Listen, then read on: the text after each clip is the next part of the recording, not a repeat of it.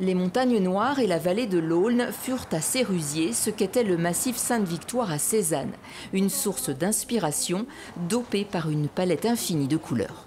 Là sur la photo, c'est bien celle-là. L'histoire démarre ici devant l'ancienne maison de Paul et Marguerite Sérusier à Châteauneuf-du-Fou. Le couple la fit construire en 1906 et y vécut 30 ans, entre ville et campagne. Le circuit dévoile les lieux qui ont marqué la peinture des Sérusier. On était voir le belvédère tout à l'heure, et des vues sur la vallée qui sont vraiment très très belles et pour un peintre très inspirantes effectivement. C'est vraiment intéressant de voir les lieux qu'il a fréquentés et de les retrouver ensuite sans doute dans ces tableaux. Je suppose qu'on va les retrouver au musée. Ces paysages couchés sur les toiles sont accrochés dans le musée flambant neuf qui rend hommage au maître des nabis, Paul, et à sa femme Marguerite, longtemps restée dans son ombre.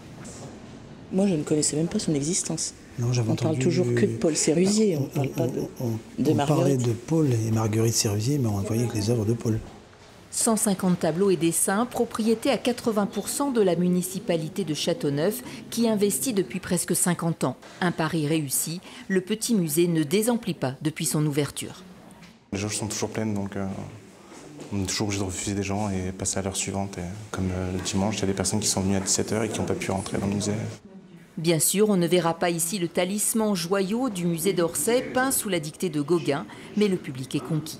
C'est un vrai petit musée, plus musée que maison d'artiste, mais très sympathique. Oui. Et les œuvres sont belles, il y a des jolis prêts en plus. C'est un peintre qu'on connaît un petit peu parce qu'il est quand même dans la mouvance de tous les grands peintres de cette époque. Sérusier, bon, forcément, il est moins connu que Gauguin, mais bon, finalement, je pense que Gauguin s'inspirait de Sérusier par moment.